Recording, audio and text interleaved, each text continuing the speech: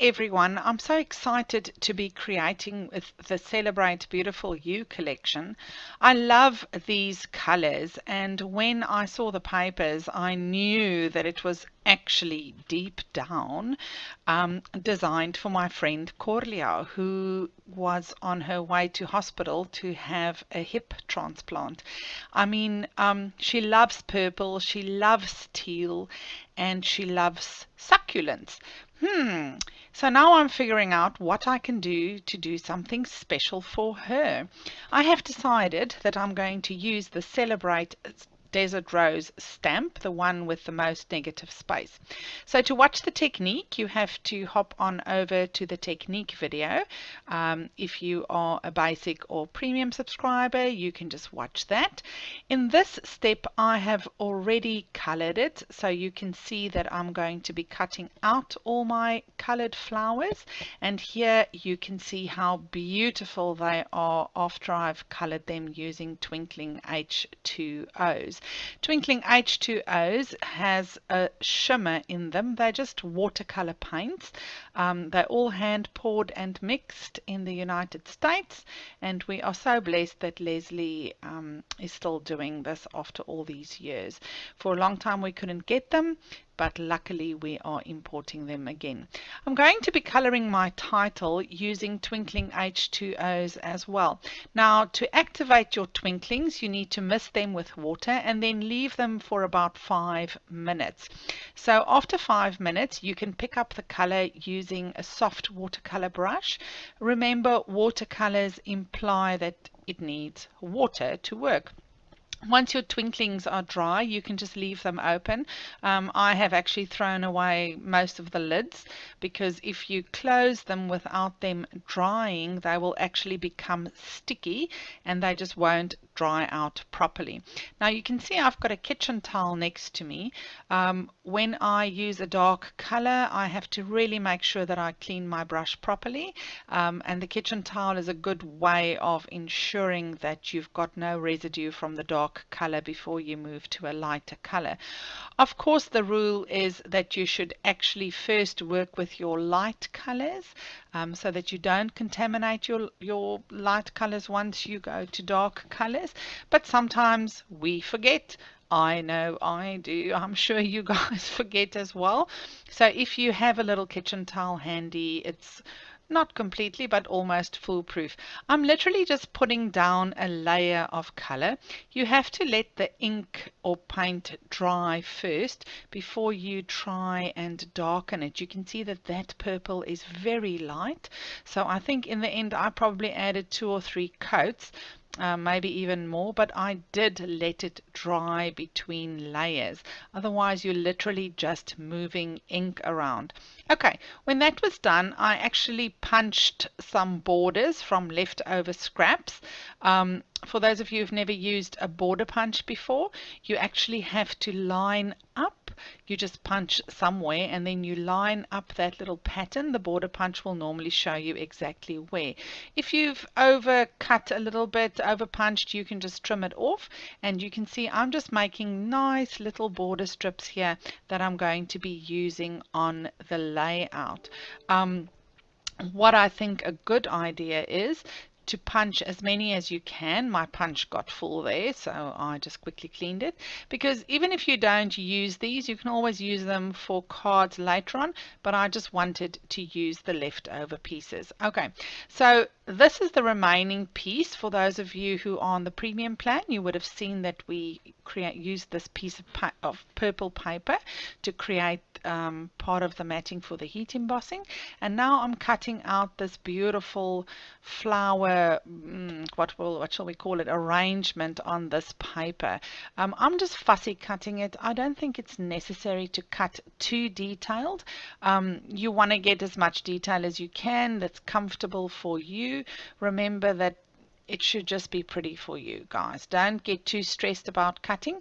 And then I chalked the edges using a dark brown ink, because I wanted to just hide my little imperfect cuts. So I also cut out some flowers from this beautiful collection, and now I'm inking all the edges of my paper strips You guys will see the measurements on the sketch. I actually did not show all of that. I didn't think it was necessary. So I literally inked everything, okay? And now I'm going back to that heat embossed piece that I used, that I created in the beginning using the stencil. And I'm going to be matting this on various pieces of paper just to make sure that I've got good contrast and that it will actually be a beautiful feature on the page. Now, I like to use my cutting mat as a measurement, and then as you guys know, I love my guillotine because it's just so easy to trim. You don't always get it right the first time, but like what I do, I'm actually going to glue my element onto my light piece of paper, and then I'm simply going to trim it down to size, because you know, once we start cutting things too small, we might end up with a minute element, and once you cut skew, it's almost impossible to get it right. There I accidentally tore some of the paper off using the double-sided tape, and I just want to make sure that there is adhesive on the ends of my element. I like to use my craft knife to lip the double-sided tape, and that just ensures that you don't struggle using your nails. So you can see there on the right, I've got some excess paper. I'm simply putting it into my trimmer and I'm just cutting it off. Quick and easy. Now I'm chalking the edges just in case I have a little imperfection. And you can see I'm really not measuring. I'm just eyeballing it. I'm putting it onto a darker background just to get some contrast, and you can use Tombow or any other liquid tape of your choice. I'm simply using double-sided tape. Why? Because it's there, and yeah, I want it to really adhere because it is a main feature on my page. I'm not raising it with foam tape or anything because the 3 layers will automatically give it some dimension. Of course, if you like really lots of dimension on your page, you're welcome to raise that with foam tape or fun foam. Okay, so now I'm going to build my little puzzle. You can see here that I'm trying to get it as straight as possible. The thing about scrapbooking in straight lines is that if you don't get it straight, you always have that that skew look. Now you can see that I trimmed those papers on the right. For some reason I did not cut the wording straight because I trimmed on the other side. I didn't look at the words, but you know what, for me that's not the end of the world. Now here are all my elements that I have pre-cut. There's the heat embossed border. That's only for the premium subscribers, unfortunately, that technique. You can see that I'm simply placing my elements where I think they should go. And you can see that I have some flowers lying there in front of my layout. Those are Celebrate flowers. They were not included in the kit. I think you guys can add any flowers of your choice. I simply had them and the colors are so perfect for this collection. But of course you can just cut as many as you want. Okay, so I'm going to be adding Tombow glue to all my elements, and I'm going to leave it to become see-through - repositionable so that I can reposition it should I want to. To adhere my strips, I'm flipping them, and then I'm actually using double-sided tape to adhere these to each other.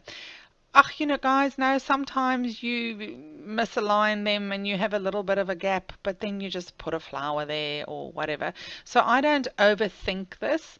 I find that the moment we overthink it, we get a little stressed and then we go into a complete meltdown because something is not perfectly straight. If mine is not perfectly straight, I just trim it straight, or as straight as I would like to have it. You know, our lives are filled with stress and with expectations. So I really think we should just try and take it easy on ourselves. As you know, I like to work on one big canvas, so I'm just lightly adhering my 2 pieces to each other. It is actually straighter than it looks. I think it's my video camera that needs a bit of calibration there. That shows it has a bit of a fishbowl curve, I think. So I'm placing another strip of the dark blue on the other side, just so that both sides actually has all the colors. Now I've added some ribbon pieces that I cut and my photo to the page, and now you can see the glue that I've actually applied there. I did some beading, but unfortunately I did film that, but I don't know what happened. It just disappeared. Sometimes when I press the pause button and I have to press it again so that it can start recording, I don't think I press it hard enough, and I simply could not redo all of that. But there where I've added the dash line of glue, I'm going to be adding just some of the beads that I strung that was in your embellishment pack, and I simply used fish line to do that. So you can see I'm just creating my clusters now. I've added foam tape to my desert roses that I painted and created using the heat embossing technique shown in the technique video, and I'm adding them to my clusters here and there randomly.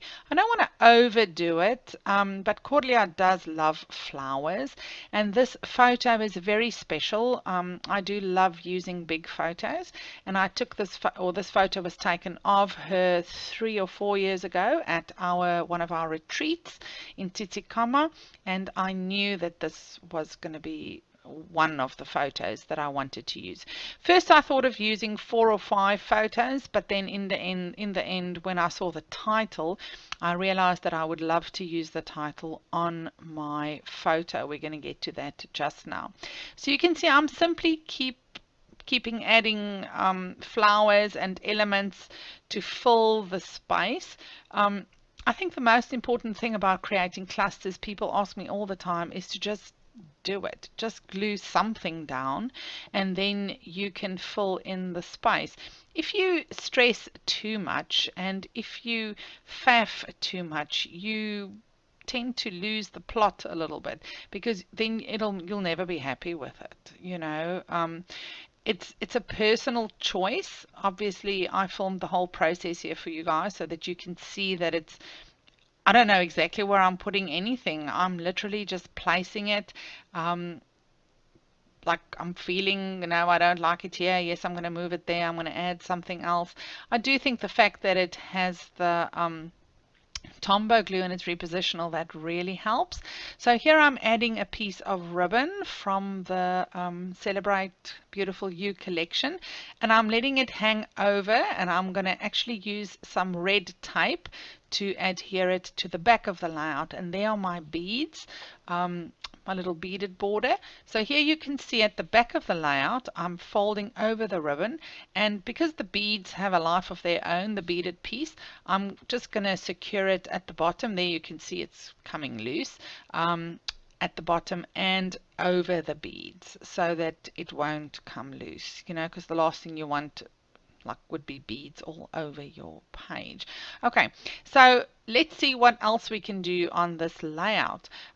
We can glue our title down. Now I like to keep my Celebrate elements in the little chipboard frame that it comes in, and it just really helps once you want to apply the glue or if you want to paint it. So I've applied Tombow to the back of my title, and once it's sticky or repositionable, I'm going to trim it from the frame.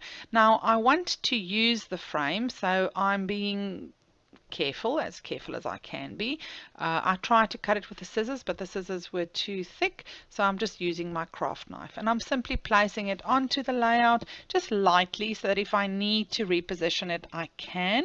But once I'm happy, I actually just make sure that it sticks. Okay, so now I'm going to paint the beautiful little heart border, and I'm going to use a twinkle for that. I think this color is burnt umber. It's a dark brown.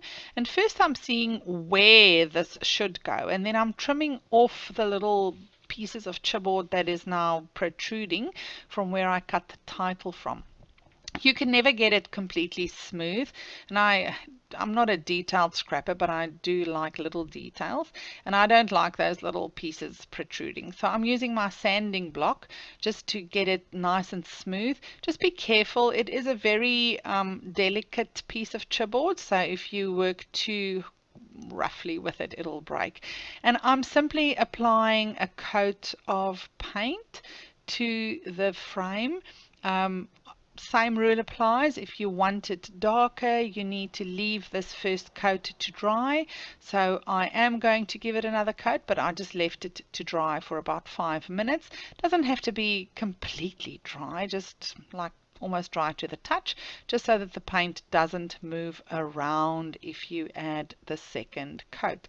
But you do need to leave it to dry completely before you cut the chipboard, because remember, scissors and knives and punches don't like wet stuff. Okay, so once again, applying some Tombow. I don't think it's necessary to leave this to become that repositionable, but if you're unsure, rather be safe than sorry. Okay, so I did put that out of my way. I'm going to be adding some of the little pearls, and I'm going to also be using the glitter from the embellishment pack. You can see I used my anti-static pad there. That is simply because after I've added the pearls, I'm going to add some glossy accents or anitas and sprinkle the glitter over, and I only want the glitter to go and sit where the anitas will be. Now I'm applying my little frame, and the reason I'm waiting after I applied the Tombow onto my little border is just so that it becomes slightly tacky.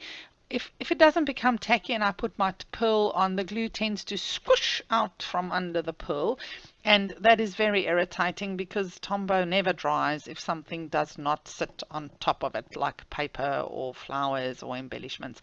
So I'm using a wax crayon to pick up my little pearls, and now I'm just making little blobs of anitas in the holes of my punched border.